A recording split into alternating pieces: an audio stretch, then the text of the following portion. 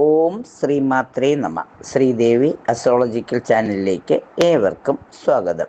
2025 March 23 ഞായറാഴ്ച, അതായത് കൊല്ലവർഷം 1200 മീനം 9 ഉത്തരായനകാലം വസന്ത ഋതുവിൽ ഞായറാഴ്ചയും കൃഷ്ണപക്ഷ നവമിയും പൂരാടവും നക്ഷത്രവും വരുന്ന ദിവസം സൂര്യോദയം 6:31 സൂര്യാസ്തമനം 6:32 രാഹുകാലം 5:02 മുതൽ 6:32 വരെയും, അതായത് 5:02 PM മുതൽ 6:32 PM വരെയും, ഗുളികകാലം 3:31 PM മുതൽ 5:02 PM വരെയും, യമകണ്ഠകാലം 12:31 PM മുതൽ 2:01 PM വരെയുമാണ്.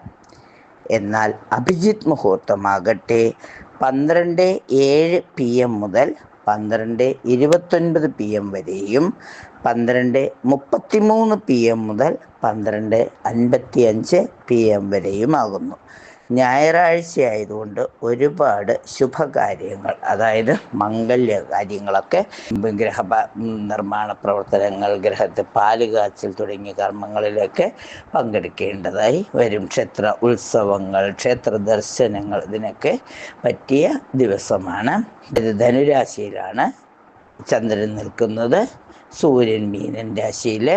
അതുപോലെ തന്നെ ഓരോ ഗ്രഹങ്ങളെയും വച്ച് നോക്കുമ്പോൾ ക്രമപ്രകാരം മിഥുനത്തിൽ ചൊവ്വയും, മീനത്തിൽ ബുധനും, അതുപോലെ ഇടവത്തിൽ വ്യാഴവും, ശുക്രൻ മീനത്തിലും, മന്ദൻ കുംഭത്തിലും, സർപ്പി മീനത്തിലും, ശിഖി കന്യയിലുമായി ഗ്രഹങ്ങൾ അവരുടെ യാത്ര തുടരുന്നു.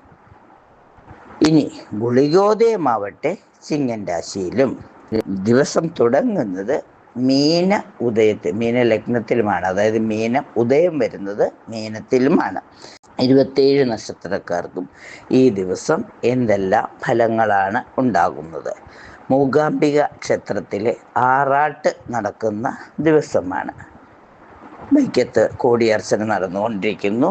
ഞായറാഴ്ച ആയതുകൊണ്ട് സൂര്യഭഗവാനെ പ്രാർത്ഥിക്കുന്ന പറ്റുന്ന ദിവസമാണ്. ഏറ്റവും കൂടുതൽ സൂര്യഭഗവാന്റെ അനുഗ്രഹം കിട്ടുന്ന ദിവസമാണ്. എപ്പോൾ ഉണരുമ്പോഴും ഓരോ നക്ഷത്രക്കാരും ഉണർന്നാൽ ഉടനെ തന്നെ സൂര്യഭഗവാനെ തൊഴുത് ഉദയസൂര്യൻ്റെ ആ ഗോൾഡൻ സൺറൈസ്, ആ ഉദയകിരണങ്ങൾ നമ്മളിൽ ഏൽക്കുന്നതായിട്ട് സങ്കല്പിക്കുകയും സൂര്യ നമസ്കാരം ചെയ്യാൻ പറ്റുന്നവർ സൂര്യ നമസ്കാരം ചെയ്യുക. ആദിത്യ ഹൃദയ സ്തോത്രം ജപിക്കാൻ പറ്റുന്നവർ ആദിത്യ ഹൃദയ സ്തോത്രം ജപിക്കുക. അതുപോലെ തന്നെ കഴിയുമെങ്കിൽ സൂര്യഭഗവാനെ പ്രാർത്ഥിച്ചുകൊണ്ട് സ്തുതിച്ചുകൊണ്ട് ഗായത്രി മന്ത്രം, സൂര്യഗായത്രി ജപിക്കാം, ഗായത്രി മന്ത്രം ജപിക്കാം. സൂര്യഭഗവാനെ ജയ്തു ജയ്തു സൂര്യം സപ്തലോകൈക ദീപം കിരണശമിതപാപം ക്ലേശ ദുഃഖസ്യ നാശം അരുണ നിഗമഗമ്യം ചാതിമാദിത്യമൂർത്തിയും സകല ഭുവന വന്ദ്യം ഭാസ്കരം തം നമാമി. മീനത്തിൽ സൂര്യൻ അത്ര ബലമില്ല, എന്നാൽ പോലും ആ മീനമാസത്തിലെ ഒരു ശുഭ 9-ാം തീയതിയാണ്. അപ്പോൾ തീർച്ചയായിട്ടും രണ്ടാമത്തെ ഞായറാഴ്ചയാണ്. എല്ലാ സൗഭാഗ്യങ്ങളും ഈ ദിവസം 27 നക്ഷത്രക്കാർക്കും ഉണ്ടാവട്ടെ. നമുക്ക് ഓരോ രാശിക്കാർക്കും എന്തൊക്കെ ഗുണഫലങ്ങളാണ് ഈ ദിവസം ഉണ്ടാകുന്നത് എന്ന് നമുക്കൊന്ന് പരിശോധിക്കാം. മേടം രാശി. മേടം രാശിക്കാരെ സംബന്ധിച്ചിടത്തോളം വിദ്യാർത്ഥികൾക്കാണെങ്കിൽ അവർക്ക് പരീക്ഷയ്ക്കൊക്കെ ഉള്ള മാർച്ച് അവസാനം പരീക്ഷകളൊക്കെ ഇങ്ങനെ തീരാനാകുന്ന സമയമാണ്. അപ്പോൾ അതിന് വേണ്ടിയിട്ടൊരു പഠനം നല്ല രീതിയിൽ നടത്താൻ, ഗ്രൂപ്പ് സ്റ്റഡിയൊക്കെ നടത്താൻ പറ്റുന്ന, എല്ലാം ഒരു വട്ടം കൂടിയൊക്കെ ഒന്ന് റിവൈസ് ചെയ്ത് പോകാൻ പറ്റുന്ന ദിവസമാണ്. പിന്നെ ജോലി മാറ്റത്തിന് ആഗ്രഹിക്കുന്നവർക്ക് അതിനു വേണ്ടിയിട്ടുള്ള മുന്നൊരുക്കങ്ങൾ ചെയ്യുന്നതിനുള്ള സമയമാണ്. മനസ്സമാധാനവും മനസ്സന്തോഷവും വരുന്ന ദിവസമാണ് മേടൻ രാശിക്കാർക്ക് ഈ ഞായറാഴ്ച. ജോലി സ്ഥിരത ലഭിക്കും. അതിനുള്ള പ്രവർത്തനങ്ങൾ നടന്ന് നമുക്കൊരറിയിപ്പ് തിങ്കളാഴ്ചയോടുകൂടി ലഭിക്കുന്നതാണ്. വീട്ടുകാരുടെ പ്രീതി, കാരണം കുടുംബസംഗമമോ കുടുംബയോഗമോ ഒക്കെ വിളിച്ചുകൂട്ടി എല്ലാവരുമായിട്ടൊരു ഐക്യത്തിൽ പോകുന്നതിനുള്ള സാധ്യത കാണുന്നു. പുതിയ പുതിയ അറിവുകൾ നേടുവാനുള്ള സാഹചര്യം ഉണ്ടാവുന്നു. ഭാവി കാര്യങ്ങളിലേക്ക് കൂടുതൽ വ്യക്തത വരുത്തുന്നു. സാമ്പത്തിക സ്ഥിതിയിലും അല്പസ്വല്പം മെച്ചം പ്രതീക്ഷിക്കാം. ജീവിതത്തിൽ ഓരോ സമയത്തും എന്ത് ചെയ്യണമെന്നുള്ളൊരു ദിശാബോധം വരുന്ന ദിവസമാണ്. നല്ല വഴിത്തിരിവുകൾ ഉണ്ടാകുന്ന ദിവസമാണ്. ജീവിത പങ്കാളിക്ക് നൽകിയ വാഗ്ദാനങ്ങളൊക്കെ പാലിക്കാൻ പറ്റുന്ന ദിവസമാണ്. സുബ്രഹ്മണ്യസ്വാമിയെ, രാശിനാഥനായ സുബ്രഹ്മണ്യസ്വാമിയെ പ്രാർത്ഥിക്കുന്നതോടൊപ്പം തന്നെ സൂര്യഭഗവാനെയും കുടുംബ പരദേവതയൊക്കെ പ്രാർത്ഥിക്കുമ്പോൾ ദിവസം കൂടുതൽ അർത്ഥവത്തായി തീരുന്നതാണ്. ഇടവക്കൂറുകാർക്ക് കുടുംബാംഗങ്ങളിൽ നിന്നും എന്തെങ്കിലും ഗുണം പ്രതീക്ഷിക്കാം. അത് അകലെ നിൽക്കുന്ന സഹോദരങ്ങളിൽ നിന്നോ, അതുപോലെ തന്നെ അമ്മാവനമ്മായി, അതുപോലെ മുത്തശ്ശൻ മുത്തശ്ശി, അങ്ങനെ ആരെങ്കിലും കുടുംബാംഗങ്ങളിൽ നിന്നും എന്തെങ്കിലും ഗുണങ്ങൾ പ്രതീക്ഷിക്കാം. അവരുടെയൊക്കെ വീടുകളിലൊക്കെ പോവുകയും അവിടെ ചെല്ലുമ്പോൾ നല്ല ഒരു സ്വീകരണവും എല്ലാവരുടെയും ഹൃദയം തുറന്നുള്ള പെരുമാറ്റവും തന്നെ ചിലപ്പോൾ മനസ്സിനും ഒരു ഉന്മേഷവും ഒരു ഊർജവും ഒക്കെ നൽകും. അതുപോലെ തന്നെ വിശിഷ്ട പുണ്യസ്ഥലങ്ങൾ സന്ദർശിക്കാനുള്ള യോഗമുണ്ടാകും. ക്ഷേത്ര ആത്മീയ കാര്യങ്ങൾക്ക് മാത്രമല്ല, വിനോദ സഞ്ചാരത്തിനുള്ള ഒരവസരം കൂടിയാണ്. എവിടെയെങ്കിലുമൊക്കെ ഒന്ന് ഒരു ബീച്ചിലോ പാർക്കിലോ അല്ലെങ്കിൽ എവിടെയെങ്കിലുമൊക്കെ ഒരു തുറന്ന യാത്രയ്ക്കുള്ള ഒരു റിഫ്രഷ്മെൻറ്റിനുള്ള സാധ്യത തെളിഞ്ഞു വരുന്നു. പിന്നെ പാരമ്പര്യ സ്വത്തിനെ കുറിച്ചുള്ള ഒരു തർക്കമൊക്കെ ഉണ്ടായിരുന്നൊക്കെ ഒന്ന് പരിഹരിക്കുന്നതിന് അതിനു വേണ്ടിയിട്ട് ഒത്തുചേരാനുള്ള യോഗം കാണുന്നു. ചർച്ചകൾ നടത്താനുള്ള യോഗം കാണുന്നു. ആ ചർച്ചകളിലൊക്കെ വിജയം വന്നു ചേരുന്നതാണ്. കാര്യതടസ്സങ്ങളും ബുദ്ധിമുട്ടുകളും ഒക്കെ അല്പമായി മാറിക്കിട്ടുന്ന ദിവസമാണ്. പല രംഗത്തും പലതരത്തിലുള്ള അവസരങ്ങളെക്കുറിച്ചും ആലോചിച്ച് വ്യക്തത വരുത്തുന്ന ദിവസമാണ്. കാര്യപ്രാപ്തി വർദ്ധിക്കും. അകന്നുപോയവർ അടുപ്പം കാണിക്കും. ഇഷ്ടവിഷയങ്ങൾ പഠിക്കുന്നതിനുള്ള ഒരു തീരുമാനം എടുക്കും. രാശിനാഥയായ മഹാലക്ഷ്മിയെ പ്രാർത്ഥിക്കുന്നതോടൊപ്പം തന്നെ കുടുംബ പരദേവതയും സ്വാമിയെയും ഒക്കെ പ്രാർത്ഥിച്ച് നമ്മുടെ വിശ്വാസങ്ങൾ വർദ്ധിക്കുക. സൂര്യഭഗവാനെ മനസ്സറിഞ്ഞ് പ്രാർത്ഥിക്കുമ്പോൾ എല്ലാവിധ ഐശ്വര്യവും വന്നു ചേരും. ആദിത്യ ഹൃദയ സ്തോത്രം ജപിക്കുന്നതോടൊപ്പം ഗായത്രി മന്ത്രം കൂടി ജപിക്കുമ്പോൾ എല്ലാവിധ ഐശ്വര്യവും നിലനിർത്തി കൊണ്ടുപോകാൻ സാധിക്കും. മിഥുനം രാശി. സ്ഥലങ്ങൾ വിൽക്കാനും വാങ്ങാനുമുള്ള ആലോചനകൾ കുറച്ചുകൂടി ശക്തിപ്പെടും. തൊഴിൽ മാറ്റത്തിനുള്ള ഒരു തീരുമാനം എടുക്കും. ആ തീരുമാനത്തിനനുസരിച്ചിട്ട് കാര്യങ്ങൾ മുന്നോട്ട് കൊണ്ടുപോകും. വീട്ടുകാര്യങ്ങൾ അല്പം തൃപ്തികരമായ രീതിയിൽ നടത്തിക്കൊണ്ടുപോകാൻ സാധിക്കും. പ്രശംസയ്ക്ക് അർഹമായ രീതിയിൽ ഗ്രൂപ്പ് പ്രവർത്തനങ്ങൾ ചെയ്ത് വിജയം കൈവരിക്കും. പുതിയ കൂട്ടുകെട്ടുകളിലൂടെ കുറച്ച് ആത്മധൈര്യവും ആത്മവിശ്വാസവുമൊക്കെ അവനവനെ കൊണ്ട് എന്തെങ്കിലുമൊക്കെ സാധിക്കും. എൻ്റെ ഈ ജന്മം വളരെ ശ്രേഷ്ഠമാണ്, എന്തെങ്കിലുമൊക്കെ നല്ല കാര്യങ്ങൾ ചെയ്യാൻ എനിക്ക് സാധിക്കും എന്നുള്ള ഒരു തിരിച്ചറിവ് ഉണ്ടാകും. അതുപോലെ വിനോദ യാത്രകളും മാനസിക സമ്മർദ്ദങ്ങൾ കുറയ്ക്കുന്നതിന് വിനോദയാത്ര, അതുപോലെ തന്നെ ആത്മീയ യാത്ര, ക്ഷേത്ര ദർശനം, ഇതൊക്കെ സാധ്യമാകുന്ന ദിവസമാണ്. രാശിനാഥയായ ദുർഗാദേവിയെ പ്രാർത്ഥിക്കുന്നതോടൊപ്പം ശിവഭഗവാനെ കൂടി പ്രാർത്ഥിച്ച് കുടുംബ പരദേവതയ്ക്ക് ദീപമൊക്കെ തെളിച്ച് പ്രാർത്ഥിച്ച് സൂര്യ നമസ്കാരം ചെയ്ത് സൂര്യഗായത്രിയൊക്കെ ജപിച്ച് സൂര്യഭഗവാനെ കൂടി പ്രാർത്ഥിക്കുമ്പോൾ ദിവസം അർത്ഥപൂർണമായി തീരും. ഓറഞ്ച് നിറത്തിലോ ചുവപ്പ് നിറത്തിലുള്ള വസ്ത്രം ധരിക്കുന്നത് കൂടുതൽ ഗുണഫലങ്ങൾ നൽകും. കർക്കിടകക്കൂറ്. കർക്കിടക രാശിക്കാരെ സംബന്ധിച്ചിടത്തോളം സാമ്പത്തിക രംഗത്ത് അല്പസ്വല്പം നേട്ടങ്ങൾ ഉണ്ടാകും. തൊഴിൽ രംഗത്ത് പുതിയ ആശയങ്ങൾ നടപ്പിലാക്കുന്നതിനുള്ള തീരുമാനങ്ങൾ ഉണ്ടാവും. അതുപോലെ ആർഭാടങ്ങളൊക്കെ നിയന്ത്രിച്ച് എല്ലാം ഒരു അടുക്കും ചിട്ടയിലും വരുത്തുവാനായി ശ്രമിക്കും. എല്ലാ രംഗത്തും വിജയിക്കണമെന്നുള്ള ആഗ്രഹത്തോടെ പ്രവർത്തിക്കും. ഒരു പരിധിവരെ അതിൽ വിജയം കണ്ടെത്തുവാനും സാധിക്കും. പുതിയ വരുമാന മാർഗങ്ങളെക്കുറിച്ച് ആരായുകയും അതിനനുസരിച്ചിട്ട് കാര്യങ്ങൾ ചെയ്യുവാനുള്ള ഒരു തീരുമാനമെടുക്കുകയും ചെയ്യും. ആരോഗ്യ പ്രശ്നങ്ങൾ പരിഹരിക്കപ്പെടും. വെല്ലുവിളികളെയൊക്കെ സധൈര്യം നേരിടാനുള്ള ഒരു ആത്മധൈര്യം വന്നു ചേരും. ജോലിയിൽ പുതിയ പുതിയ വഴിത്തിരിവുകൾ വന്നു ചേരും. വിദേശത്തുള്ളവരിൽ നിന്നും നല്ല വാർത്തകൾ ലഭിക്കും.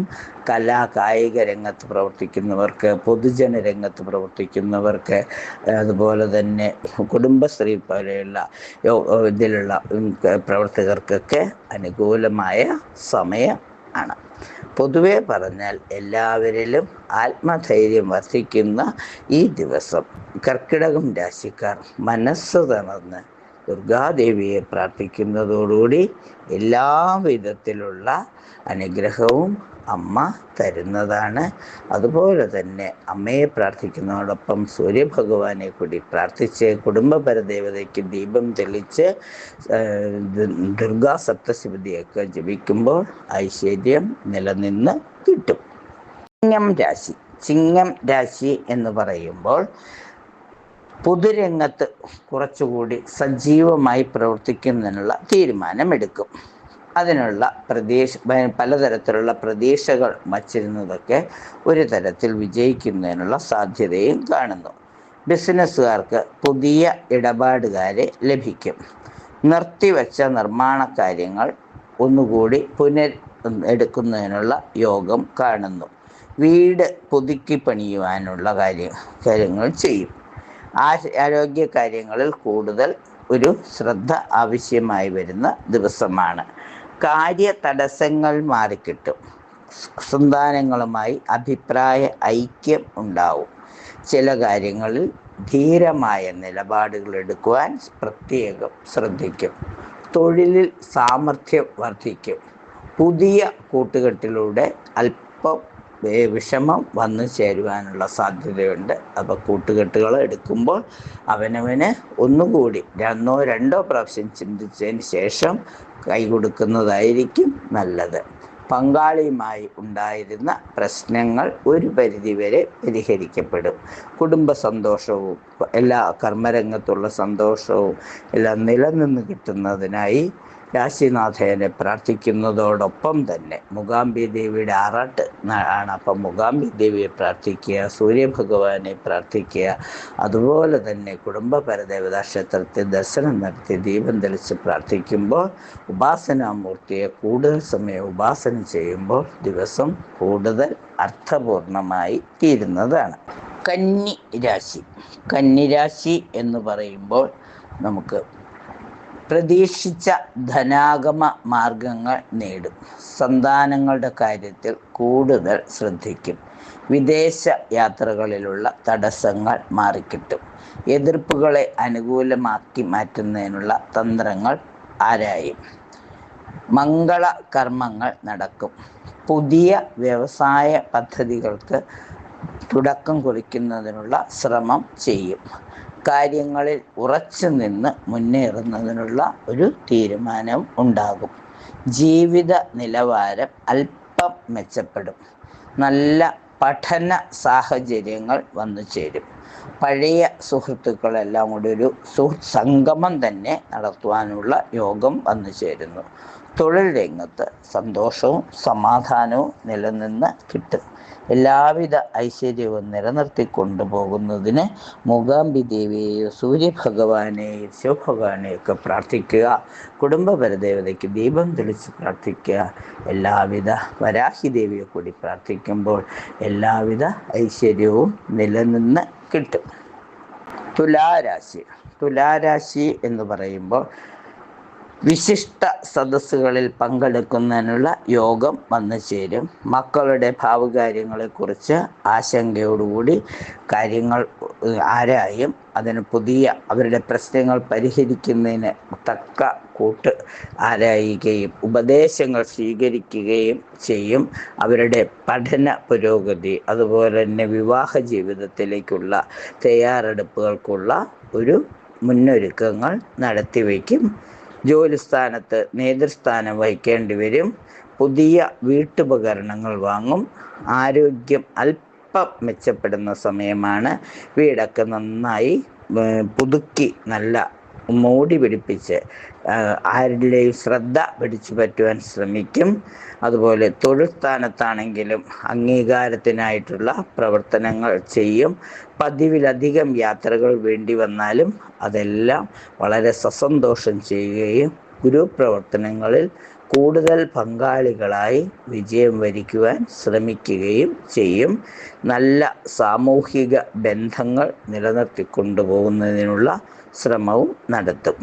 രാശിനാഥയായ മഹാലക്ഷ്മിയെ പ്രാർത്ഥിക്കുന്നതോടൊപ്പം ഗണപതി ഭഗവാനെയും സൂര്യഭഗവാനെയും പ്രാർത്ഥിക്കുമ്പോൾ എല്ലാവിധ ഐശ്വര്യവും ഇങ്ങനെ നിലനിർത്തിക്കൊണ്ടു പോകുവാൻ സാധിക്കും.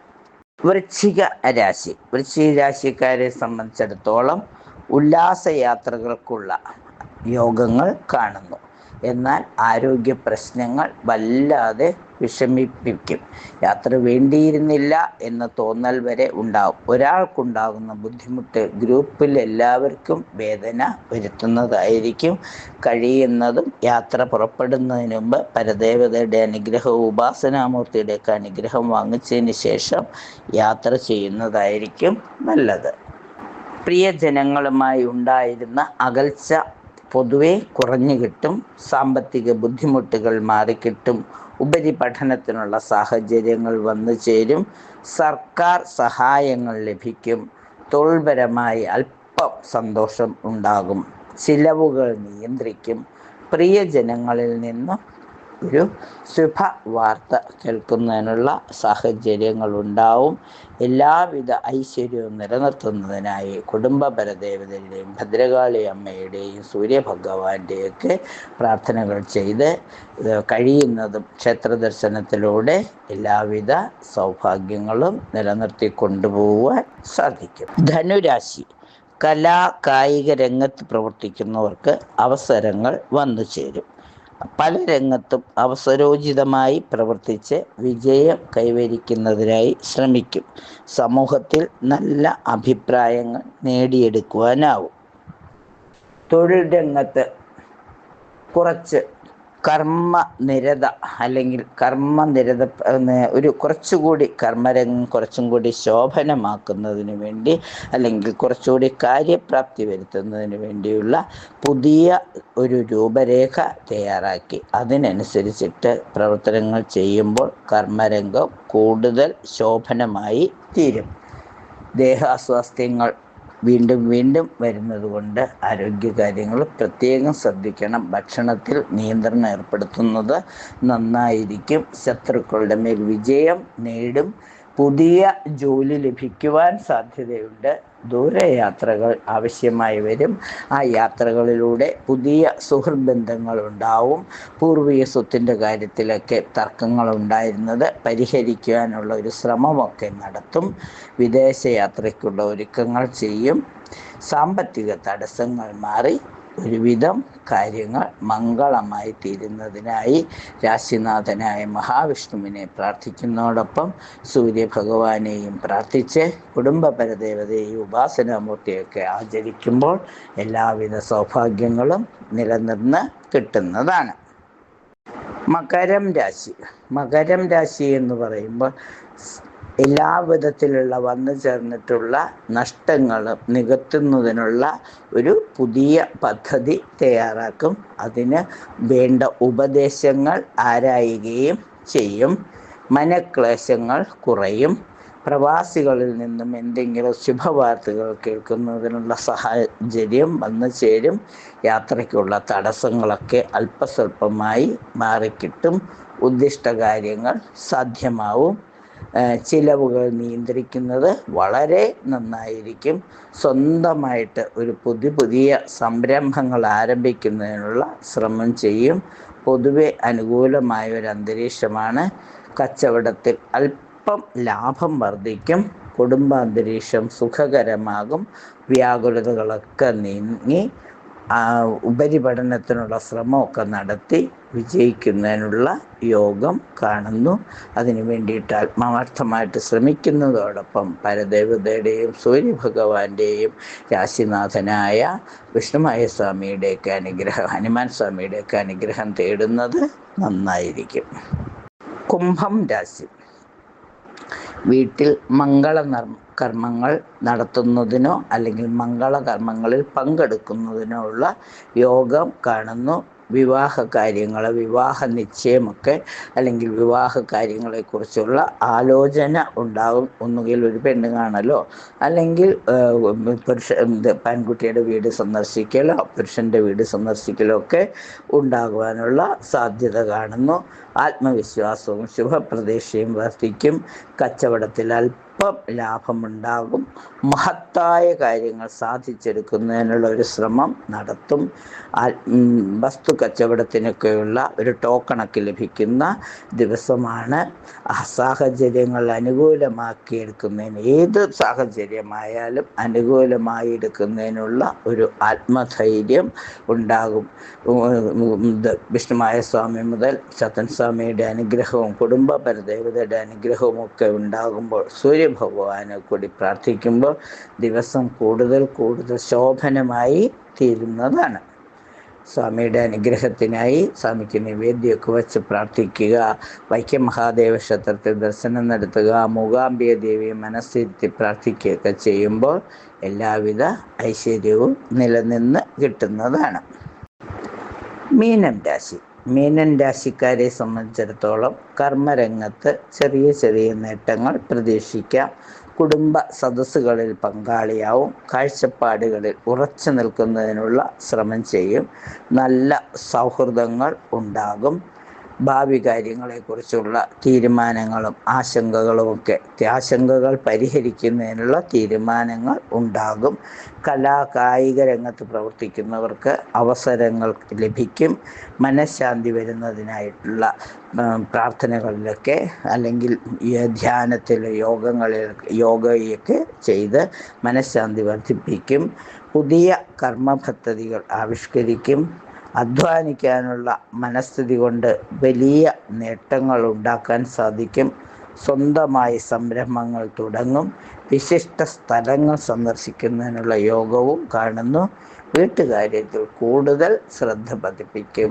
പൊതുവെ ഒരു അനുകൂലമായ ഒരു സാഹചര്യം ഉണ്ടാക്കി തീർക്കുവാൻ ആത്മാർത്ഥതയോടെ പരിശ്രമിക്കുകയും ഒരു പരിധിവരെ അതിൽ വിജയിക്കുകയും ചെയ്യും. 27 നക്ഷത്രക്കാർക്കും ഞായറാഴ്ച ഏറ്റവും ശുഭമായ ഒരു മനസ്സിന് സന്തോഷം തരുന്ന, കുടുംബാംഗങ്ങളുമായിട്ട് മനസ്സ് തുറന്ന് സംസാരിക്കാൻ പറ്റുന്ന, ഒരാഴ്ചത്തേക്കുള്ള ഊർജം സംഭരിക്കാൻ സാധിക്കുന്ന രീതിയിൽ പ്രവർത്തനങ്ങൾ ചിട്ടപ്പെടുത്തി കൊണ്ടുപോവുകയും കുടുംബപരദേവതയുടെയും സൂര്യഭഗവാന്റെയും ഉപാസനാമൂർത്തിയുടെയൊക്കെ അനുഗ്രഹത്തോടുകൂടി ഈ ദിവസം ഏറ്റവും ശോഭനമായി തീർക്കുവാൻ 27 നക്ഷത്രക്കാർക്കും സാധിക്കട്ടെ. ദിവസത്തിൻ്റെ ഗുണം കാരണം ആഴ്ചയിലെ ആദ്യത്തെ ദിവസമാണ്. ഇനിയുള്ള 6 ദിവസങ്ങളും ശോഭനമാക്കുന്നതിനുള്ള ഊർജം കൈവരിച്ച് പ്രവർത്തിക്കുന്നത് മൂലം എല്ലാവിധ സൗഭാഗ്യങ്ങളും എല്ലാ ദിവസവും അനുഭവിക്കാൻ സാധിക്കും. ഈ ഞായറാഴ്ച അതിനുള്ള ഒരു തുടക്കമായി തീരട്ടെ. എല്ലാവർക്കും എല്ലാ നന്മകളും ആശംസിച്ചുകൊണ്ട് നിർത്തുന്നു. നന്ദി, നമസ്കാരം.